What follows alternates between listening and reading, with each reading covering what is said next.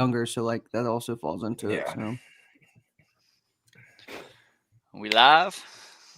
We fucking lie. Oh, Too sorry, live. didn't mean to cuss. Starting it off. already, Damn, Brennan. Damn, bro.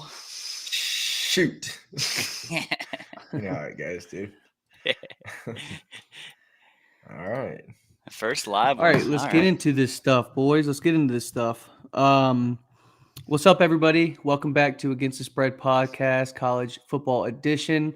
Let's kind of get into a lot of the stuff that's going on right now.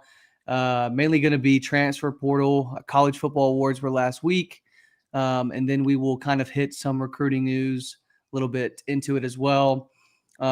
First, let's just kind of talk about some of the transfer guys right now. Mainly, I think we're looking at quarterbacks that are kind of a big deal at the current moment. We had Riley Leonard commit recently to Notre Dame.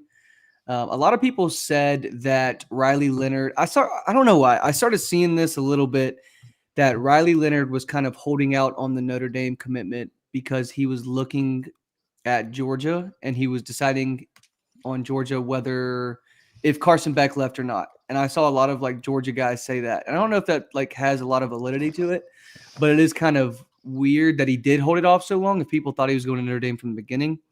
I did think that was interesting. And then also Tyler Van Dyke committed to Wisconsin today. And That's news to me. I mean, Yeah, I didn't know yeah, about that one. I mean, that's kind of a place where you expect Tyler Van Dyke to go. It's like a Wisconsin. Like he just oozes Wisconsin. Big The burly kid's- quarterback that like Big he just- Cornhusker. Oh, Yeah. that's Nebraska, actually. Badgers, sorry. Badgers. They're all the same up there, dude. But yeah, so we got that, and then who else are we looking at? Dylan Gabriel, obviously, to Oregon. We talked about that last week about that being a possibility that actually did happen and came to fruition. That's a good spot Dante for him Moore. too. Oh, dude, I love that spot for him. I think that he's going to ball out in that system that they have. Mhm. I think that that's an incredible place for Dylan Gabriel to go, especially to show his talents at his size, moving the pocket a lot, letting him just kind of play his game like they did with Bo Nix. Very similar guys, in my opinion, Bo Nix and Dylan Gabriel. Both can run, both extremely athletic, both very accurate with the ball, can get the ball to the receivers they need to. So I think that's going to be a very good place for him. You just hope that he has a receiver like Troy Franklin, like Yeah, exactly. that's not someone that's just going to fall out of everywhere for you. But Franklin's you hope gone that after this year, no? yeah, he's Okay. going to the NFL. So you definitely hope that he gets some guys with him, at least somebody that can kind of stay on his hip. And then Cam Ward it's- right now. Yeah, Oh, go ahead, I was just Beach. gonna say it. I was just gonna say it's Oregon, dude. They always have some stud wide receivers coming from somewhere. Everybody Yeah, I wants mean- to wear those uniforms. Oh, of course. they're I mean, gonna you have got your somebody good. flashy players are, of course, Mhm. going to play for Oregon. Wide receivers, DBs, they want to play for a team like that. They get to wear those other jerseys. That's kind of how those teams play. And then we got Cam Ward, the quarterback from Washington State. Now, I've heard a couple things about him. Now it was like Ohio State, and now it's Miami, and now it's okay, maybe the NFL. So I think he's keeping everything just up in the air right now, and he's not really committing to one thing or another. Yeah. He's weighing his options and seeing what the NFL thinks. And I think that's a good thing for a lot of these guys to do, is to kind of test the waters with your transfer portal, see if that's something you want to go into. If not, if it's not any places that you were really thinking about, go ahead and go to the NFL. Because you don't want to waste your time. And I think Cam Ward has a good possibility of being like a third round quarterback. One question about Dylan Gabriel going to Oregon. Has he had any Mhm. receivers yet go with him, or at least think about going with him from Oklahoma? I don't think No, so, I think. Oh no, I'm thinking about Will Rogers. Will Rogers actually, his running back at Mississippi State actually transferred to Washington with him today, committed today. Yeah. So that's big time for Will Rogers and Washington. Now, I mean, I think if we go down here, I don't think I see anybody wide receiver wise that are. Yeah, I was just looking. I mean, I don't know. Maybe this guy at Oklahoma is a stud and makes him want to stay. But well, yeah, I mean, there's that, but then also I think that both are really good programs, and I think obviously we talked about this. I think Dylan Gabriel just knew it wasn't going to be his time next year again. And they were moving forward, and so he went to Oregon. I don't think anybody at Oklahoma is trying to really leave Oklahoma. I mean, there were a couple, but I think everybody's kind of staying put. I think they like where they're at, especially on the offensive side of the ball. I did see a tackle go into the portal for them, and I'm not sure. I'm not sure if that was someone that was like a starter or not, but you did see a couple things happening there. And then let's kind of think. You got to think too. Oklahoma's coming to the SEC, so a lot of guys are probably like, "Do I want to go somewhere else, or do I want to stay with Oklahoma and join the SEC and face that level of competition and get that viewership?" So yeah, I mean that's a lot of things Gabriel as well. Was scared, basically, is what I'm saying. Yo, what up, Joe? Hey, shout out Joe.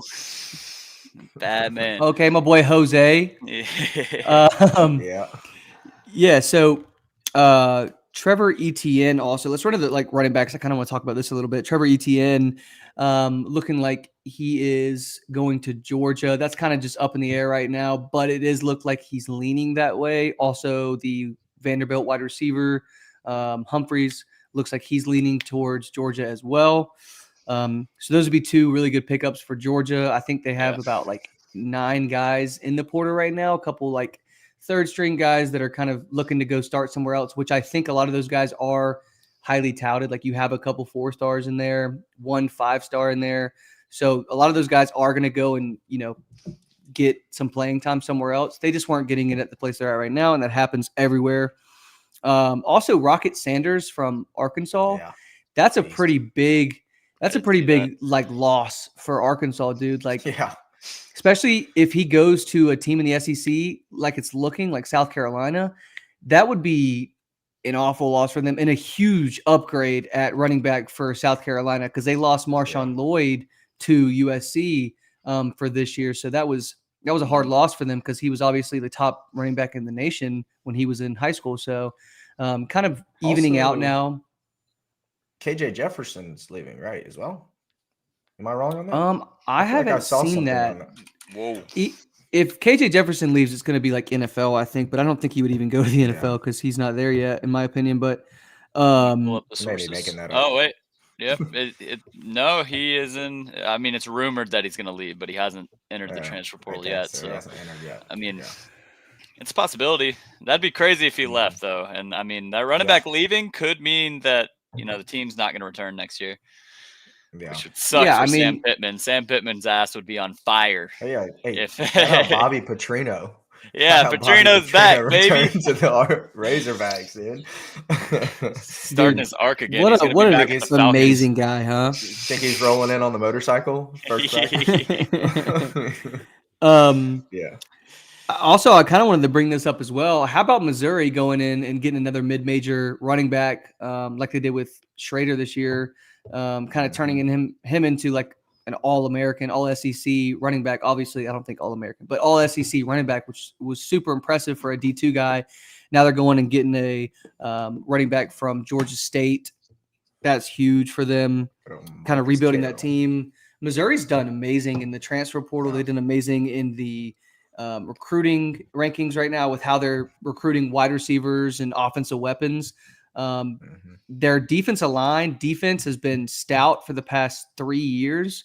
So I don't see that going anywhere anytime soon. They're also looking like they're going to get some edge guys. So Missouri keeps growing that thing, man. It's pretty impressive from Drink. I'm not going to lie. Missouri's there to stay, man. I think they're really going to be a good, at least a good SEC East team in the years to come.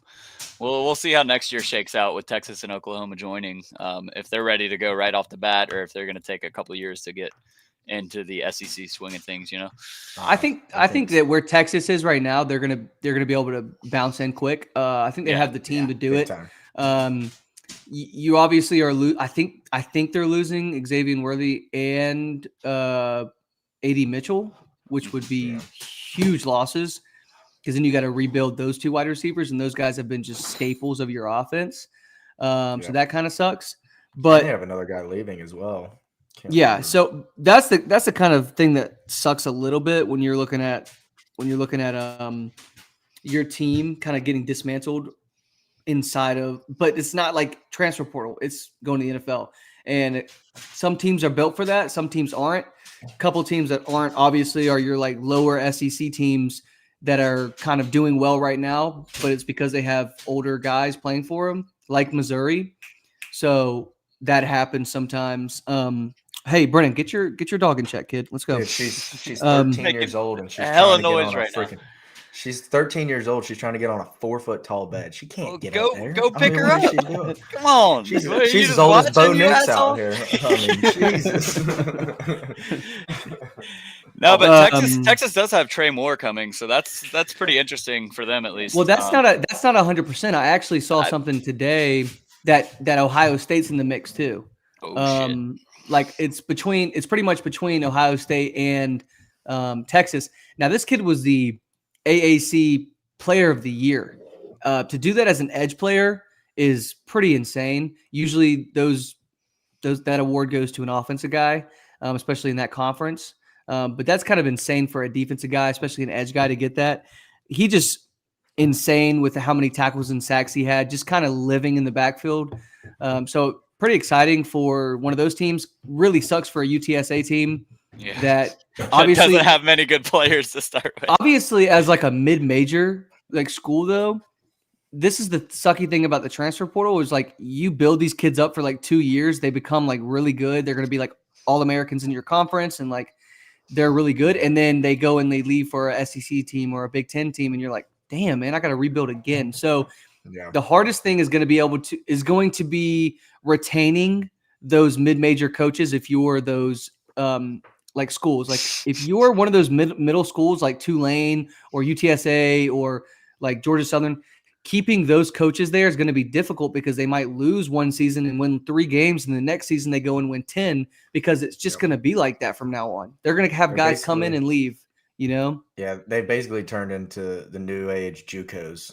Like kids, right? Yeah, they're just feeder schools. You know, kids are gonna go. That's 100%. Hey, I just balled out here. Let me go to freaking Texas or Bama or Georgia. Yeah, but then like you would have some like old 4-star athletes coming from Georgia that can't cut it and going down, so they can transfer again. No, that happens too. So you have it's gonna be both ways for them.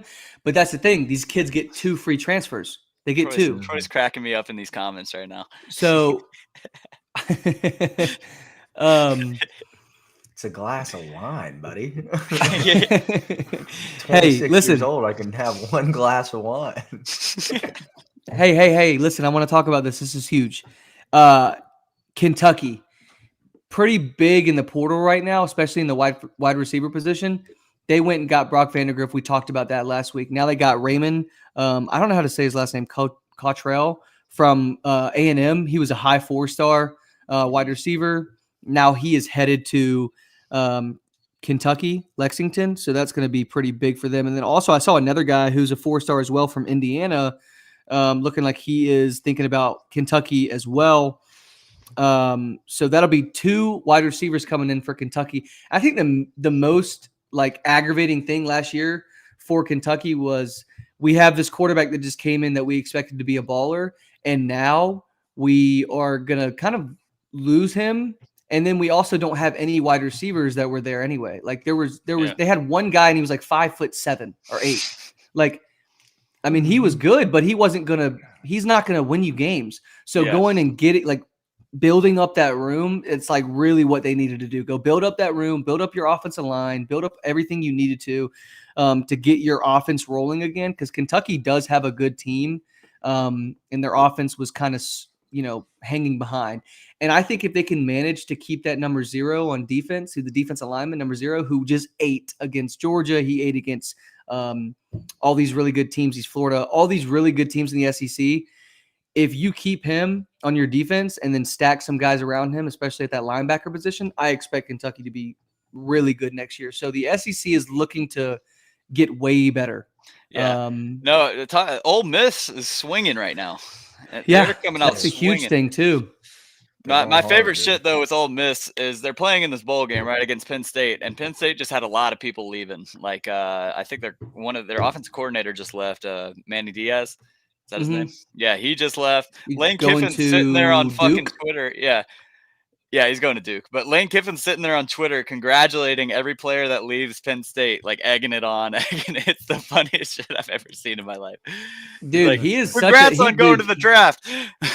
He does everything he can to get in people's heads, dude. He really does. It's amazing. It's and Lane Kiffin's going to go hard interesting in this bowl game. Oh yeah, for sure. He's gonna definitely go hard. I also think this is pretty interesting.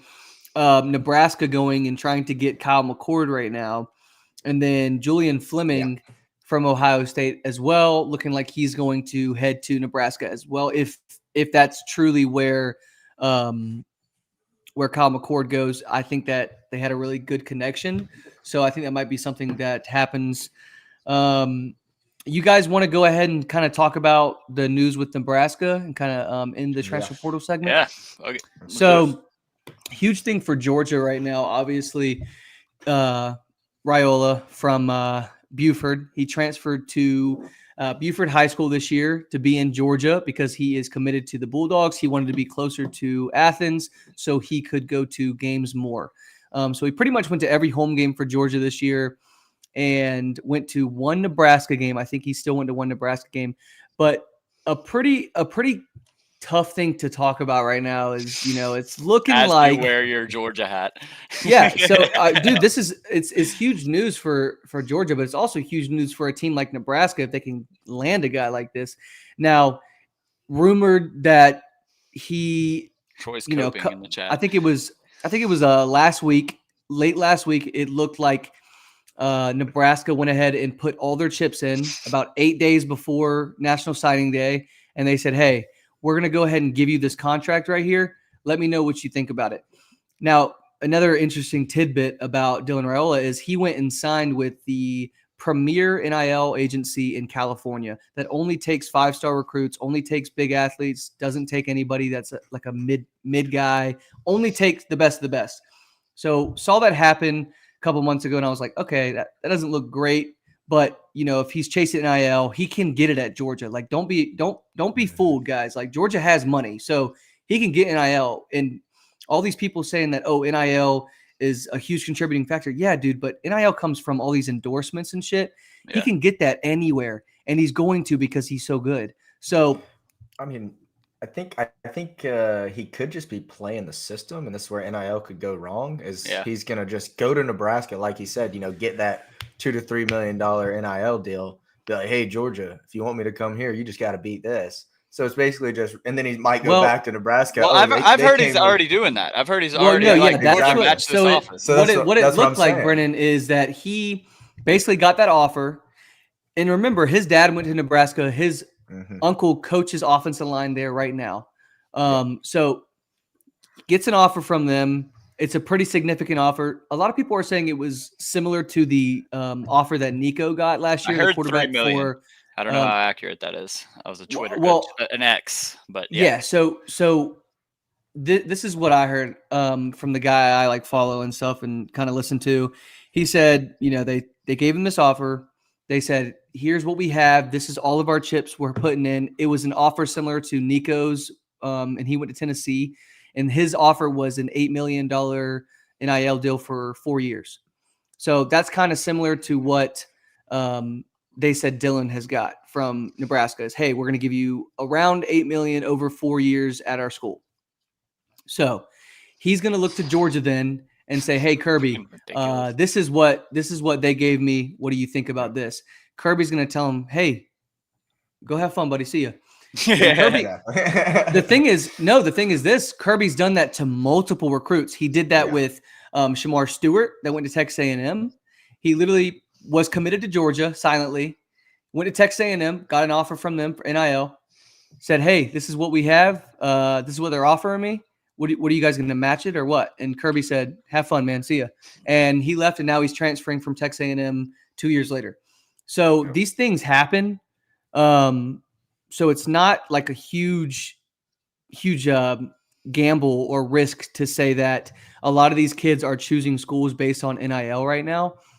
I think that it wouldn't be a bad decision for him to go to Nebraska if Nebraska can actually use their NIL smart and actually start getting kids that they need to win games. Because if you're playing with the roster you're playing with right now at Nebraska, you might have heart, you might get those fucking 6 wins and make a bowl game, but you're not going to go to the playoff, and you're not going to beat fucking Ohio State. You're not going to beat Michigan. You might not even beat fucking Michigan State or Penn State, and them bitches suck. So There's a lot of shit that comes into it when it comes to NIL. I got a whole issue with this because it just seems like he doesn't want to fucking compete for a position, or he doesn't want to sit 1 year. Like, you're a freshman. Well, dude. but where does this leave Kyle McCord though? Like what? Yeah, but that's the thing. That's the thing, though. It's confusing in the sense. So I don't think, guys, that has anything to do with like him sitting behind Carson this year. If Carson stays, I don't think it has anything to do with that. I really don't. I think it's solely based off of them committing because of NIL, and I think that it also has to do with his dad being really tied in and his uncle being the offensive line coach. His uncle just got four 4-star signed to him last year, and got a pay raise this year for that, basically. And I saw a headline that basically said like, hey, his uncle just got a pay raise right before the Dylan Raiola news came out. So it's kind of confusing. That's such a misleading. That's such a misleading headline. He got a pay raise based off of the commits he had that he'd gotten recently, and based off of he's getting right now, his pay raise basically puts him even with the other coaches, the other position coaches. That was it. It just raised him up to where they're getting paid. So people saying that he's getting paid because of Dylan Raiola news, that doesn't it doesn't fall in line with their narrative, unfortunately, like they want it to. I read the comments on that thread. It was like he transformed that line incredibly. Yeah, so it was definitely deserved. Exactly. And it wasn't like he got a raise that was like well over everybody else. It just put him literally even with the other position coaches. So that's also something you really got to think about when people are talking about this situation. Well, what's going to piss me off though with Nebraska is Matt Rule's going to stumble into a 5-star and have an unexpected season, and people are going to think he's a great coach. I just don't like Matt Rule. I think Matt Rule's a really good coach, honestly. I actually love Matt Rule. So the shit he pulled at the Carolina Panthers made me hate him forever. Not that I even like Carolina. He was just a shitty human when he was coaching there. So, yeah, I think that I think that when you coach NFL, I don't want to sit on this topic too long, but when you coach NFL, it's so hard for a college coach sometimes to move up to the NFL because it's so different. These are not kids anymore. They're adults, and it's a business. So a lot of these guys struggle with going up to NFL and realizing this is a business. This isn't college. They don't love my team like those college kids did. College is slowly becoming a business too, though. This is slowly turning into a business. But you're still raising. But you're still raising. He enjoys exactly. Yeah, he enjoys that side of things, more than just the business. Oh, you have to win. It's like he enjoys raising the young men and turning them into better football as they move forward in life, which is a completely different side of football. We'll see. Fuck Matt Rule. But I mean, also, it's going to take. I think it's going to take a little longer than just 1 year for them to start beating the teams that are coming to the Big Ten. I mean, there's going to be a lot of pretty Oregon and USC coming. So yeah, exactly. So pretty big. But tough as the SEC is about to be, the Big Ten is going to be pretty dang tough too.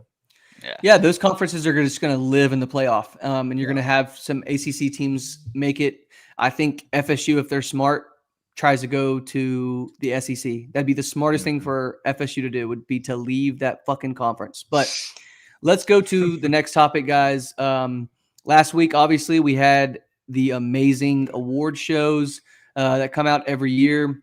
Really, honestly, I love this show every year just because I like seeing what people thought about certain players and certain position groups. So it's really something that I always love watching.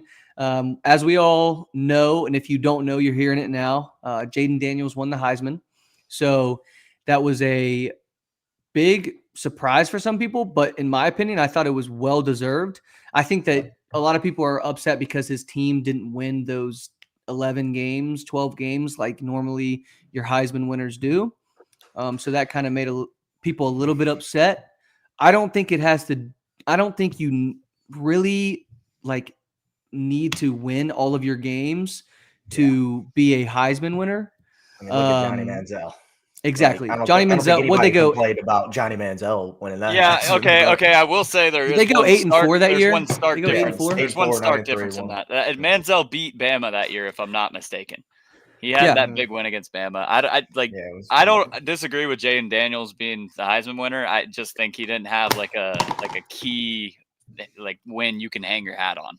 But he also like ran for like 200 yards a game and threw for like 300 a game. It's fucking nuts. Is it his fault that he's helping his team put up 48, 49 points against Ole Miss and they just happen to give up 52 and lose the game? Like, you can't complain about that. Like, I mean, shit, dude. What else is a guy supposed to do? Yeah, like, you can't. His offense or his defense was so bad. Like, that's the reason they lost games. I understand, but also, hey, Troy makes a really good point. Caleb Williams won 9 games last year. I didn't even know Lamar Jackson's team won 9, and that was him at Louisville. So, you're not expecting those kind of teams to do that, right? Like, no one expected Caleb Williams to go there and bring that team to 9 wins that quick, I don't think. But he did, and no one thought that Lamar Jackson was going to be the guy he was when he went to college, and he went there and balled out. And he actually didn't he actually beat Clemson one of those years, Troy? Or went to overtime with them one year or something like that, or almost beat him? That game was insane. That something was crazy. That game was nuts. Yeah, exactly. Also, but again, I mean, not saying that Jayden Daniels doesn't deserve this. I'm just saying that in general, they have like a key thing to hang their hat on, like a win. And this is just this is an outlier just because he doesn't have that, but his stats definitely back it up, in my opinion. Yeah. I mean, the stats are bonkers. I think that it sucks for. I also think they really looked at who they played. Like, I really do think they looked at, hey, the SEC looks like this, the Pac-12 looks like this, and I think that was a huge contributing factor to a lot of the voters. Now, I do agree with Josh Pate on a couple of things. He said that like a lot of these people who are voting don't even watch college football like that. They're just voting for names that they know. Yeah, I don't think that Marvin Harrison Jr. should have been in the top 4 of this Heisman race. Really don't. He didn't really look that impressive this year. I don't think he should have won the Blitnikoff. It should have went to Neighbors, who obviously his quarterback won the fucking Heisman. Yeah, so Romeo Dunze for Washington. Yeah. He didn't even get in it, did he? Any of those options would have been better options. Troy Franklin didn't get in it. Franklin didn't get in it, and he had that was surprising. He had better stats. So I really do think that like if you take out Marvin Harrison Jr. and his name, then you have Odunze, you have Troy Franklin, you got Malik Neighbors. Yeah. And I think that should have been your top 3, and I think it should have went to Neighbors. Now, I think, like Josh Pate said, they did a really good job marketing this kid, dude. I mean, Ohio State has made sure this kid is on every poster, everything. They make sure the graphic when they play on the Big Ten at Big Noon that he is the guy on the graphic, not Kyle McCord or Travion Henderson. It's Marvin Harrison Jr. And you have the commentator calling him Maserati Marv. Like, they have marketed this kid amazing, dude. Like, they've done such a good job. So those are the reasons why you have guys who don't really watch college football kind of vote on this Heisman and go, or this Blitnikoff and go, hey, like, let's go ahead and put Marvin Harrison Jr. in there. He did great this year. Oh, his stats are kind of even. Yeah, we'll put him in. It's him. And LSU did a poor job at marketing, right? Like, awful. I wouldn't have even known Malik Neighbors' name unless I watched LSU play every week, right? They shoved all their chips on the table with Jayden Daniels and said, all right, fuck this kid. He doesn't deserve to win an award either. How many times did you see like LSU post a lot about Malik Neighbors, or see the SEC network post about Malik Neighbors? No, or they were always ESPN post about Malik Neighbors. They never did it. They posted about Daniels threw a touchdown pass, and it was like a lot of the time to Malik Neighbors, and you never saw his name. You never heard his name. You never heard his name. They were like, "Oh, Jayden Daniels threw a 95-yard pass. Who was it to?" Next topic. SEC top 10 or SportsCenter top 10. So, I think they did a poor job of marketing him. But it also sucks that you even have to market fucking players because people are voting on an award and they don't pay attention. Exactly. It should be voted on who is the best, not who do you know the most. So that's look at this. I was just looking up because I want to say he was like competing for some record at LSU, like, and you hardly even heard about it. But this is like the top chat is some LSU website. It says Neighbors recorded 9 straight 100-yard games and 9 100-yard games, including 5 straight to end the season, and extended his streak to 30 games with at least 1 reception. He led the nation with 59 receptions for 10+ yards, 34 for 20+ yards, and 17 for 30+ yards. Led the nation all 3 of those. That's insane. Bro, they got okay. Let's look at all these votes and how they break out. JJ McCarthy got 1 Heisman vote. Yeah. What are we doing? Hey, in my opinion, guys, why did Carson Beck get 0 votes?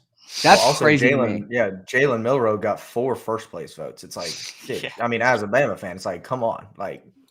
Well, it's obviously some Bama people voting for that. It's like you're not even caring about who's actually in I think the funniest fucking thing about the whole thing is Jordan Travis was at 5. Just like but he had like 85. But he had like 85 votes. He was like 300 below, Marvin Harrison Jr. Yeah, Marvin Harrison Jr. should not have been in that shit. No. It doesn't make any sense. They just know him. But I do agree with Troy. Jalen Hyatt winning the Biletnikoff last year really fucked the Biletnikoff voters because they were like, okay, this guy was 100% the best last year. He wasn't necessarily the best this year, but he had similar stats. Let's go ahead and give it to him because he deserves it. I think he deserved it last year wholeheartedly. I don't think he deserved it this year, but I think they gave it to him because of that. Yeah. Now, also another award, the John Mackey Award, goes to Brock Bowers, best tight end in the nation, 2 years running, should be 3 years running. Kind of similar situation. Similar situation to like the Jalen Hyatt thing and Marvin Harrison Jr. He was a true freshman and was breaking records and clearly the best tight end in the country. And they gave it to like a senior. So that happens sometimes. I can see something like that happening, but it sucks when Marvin Harrison Jr. was clearly the best wide receiver or clearly the best wide receiver last year and he loses it. And so they kind of just give it to him because it's like a sympathy. Vote. So, that kind of sucks too, but don't get me wrong. The kid's fucking crazy. I think he is like, if you're talking about my opinion on him as a wide, I do think he's the best wide receiver in college football. But did he have the best stats this year? Like, did he? Do the best? It's like just because that's your opinion and that's everybody else's opinion, because the narrative that got, like you were speaking of, the narrative got that got pushed all season. Like, oh my God, this guy's Maserati Mar. I mean, I get it. He is going to be incredible in the NFL, but what's the point in all these other guys doing so great in the season? If you're that award was given to Marvin Harrison before the season even started. It didn't matter how good he did or not, Dude, it 100% was. Just like I think that some of these awards were already given out before the season even started. Definitely the Biletnikoff was one of them 100%, like wholeheartedly. And I also think that like Caleb Williams was like the favorite for the Heisman before the season even started. And like, even with how bad their team was doing, like midway through the season, they were like, Caleb Williams still balling out. Yeah. Like, dude, their fucking team's ass. What the fuck are you talking about? Losing every single game. Yeah. Did he? That sucked. He didn't get a vote, did he? No, fuck no. Yeah, you got him and Drake May with no votes, and they were supposed to be the front runners this year. That's kind of crazy. Well, both their teams really didn't help them out. I mean, I think if Caleb Williams' defense is a little bit better, I think he might be in it. But he really struggled against top 25 teams. His stats against top 25 teams really awful. Terrible. Like really bad. Terrible. There's a graphic somewhere. If I'm a GM in the NFL and I'm looking at like how he did against like comparable talent, I'm going, what the fuck? I'm not picking this fucking kid. This kid cannot compete against those guys. It doesn't matter if he's playing on a shit team. He has good wide receivers. What the fuck's going on? He's going to be bad. I don't think he's going to be good. Whoever gets him is in for a dud. Yeah. You better hope it ain't the fucking Patriots, bitch, because it's looking like it. Damn it. We're going to go from Mac Jones to this bum. And yeah, so that's kind of like my look on that's kind of my look on the awards. I also Bo Nix won did he win the quarterback of the, or no, player of the year? He won player of the year? No, I don't think Bo Nix won the hold on, what is it? William V. Campbell Trophy. I saw it in here. It's the smart, the student athlete award, I think. Yeah, top scholar athlete. That's what he won. Okay, so then it was Michael Penix that won the Maxwell Award. Outstanding player. Which what the hell is the difference between the Heisman and the Maxwell Award? Both of them say outstanding. I think they're the exact same thing. I legit think they're the exact same thing. It's just different people vote on it. It's really just this one has because it's weird. You look at the last 2 years, like Bryce Young won both of them, Caleb Williams won both of them, but this year usually the person who wins the Heisman wins both of those. Yeah. But I think this year was a little bit different because I do think the Heisman voting was a little bit different this year. I think they went away from some of the things they did and have been letting more people vote than usual. Troy said earlier there's 900 plus voters. Like what? Yeah, it's like dude, it's like regional beat writers, national beat writers, news reporters in certain stations. Like you got someone from like WTOC in Savannah voting probably. Like that's how it is. Like legit. Like there's people like that. And then you have guys like Joel Klatt voting for it, who probably voted Marvin Harrison Jr. in his No, he voted Penix for 1, and then I think he did put Marvin Harrison Jr. at 3. No, I think he put Bo Nix at 3, and then Jay Daniels at 2. Yeah. I bet Big Frank put down Brock Bowers for sure. Yeah, shout out Frank Sokowski. Hey, I'll be honest though. I think if Brock doesn't get hurt and miss like 3 games, he might have been in consideration for that. At least in the conversation, yeah. Yeah, that's what I'm saying. Like he would have been in the conversation for sure, but. Dude, I mean, obviously the awards are awesome to see, and there's always really good debates. That's why I love it happening, because we can always talk about it for days after, weeks after, and kind of argue about it. But now, season's over, the awards are out. We kind of get a really good look on next year. All these transfer portal things are happening. We're getting to see these guys next year, where they're going. I wish we could see them in the bowl games. That'd be sick. We were talking about that before the live started. What if these guys that are transferring, like transfer to the school they want to go to, like a Dylan Gabriel going to Oregon, and like what if he could play that game? That would just be sick. So that kind of stuff would be awesome, but obviously it doesn't happen. But, spring is right around the corner. We're going to see all these people playing in the spring games. We still have all these bowl games and the playoff ahead. I'm really excited for it. Any last words, you guys, for, anything we talked about today? Do we want to do our Ask Us Anything section? A little talk with the chat? Yeah, we could take like a question or two if anyone is still in the chat from anyone here? In the chat want to ask us something or want to make a statement. I'm sure Troy's got a lot to say in there. Yeah, like what's your crystal ball? Who's your biggest crystal ball? Why is Brennan an Alabama fan? That's a good question. Brennan? Roll Tide, buddy. Yeah. Born and raised in the greatest state on the planet. No, but it was a good season. Zach, are you betting Georgia Southern this weekend? Okay, big question, guys. Yeah. Big question. I don't know. This is big, guys, because I bet on them so many times this season and they fucked me. The only thing about betting on these like lower tier bowl games that you really have to fucking watch out for is you really have to keep up with the teams you're voting or like you're picking or betting on, because you really don't know who's going to play and who's opting out, who's transferring and all that shit, especially at these mid-major schools. So I'm really going to look into it a little bit, this Georgia Southern thing. I'm going to go ahead and say on the podcast that I am taking them -3.5. I think I'm going to do that just for the fuck of it. But like, obviously I'm going to go look myself and kind of look at shit. If we change it, we're going to revise it on the Twitter and say, hey, actually Zach's switching his pick to who are they playing? Miami of Ohio. No, just Ohio. So, just Ohio. Oh yeah, just Ohio. Oh, just Ohio. Okay. Appalachian so yeah, State Bobcats, baby. Yeah. So but thanks for tuning in, guys. Obviously, we're gonna try to start doing the live as well as posting this. So we're gonna be live every week. I think around 7:30 is gonna be the time. We'll get it more straightened out, but around 7:30 every week, every Tuesday. Kind of look out for that, as well as our NFL show that comes out on Wednesdays at 12. So be on the lookout for both those shows, guys. Thanks for watching.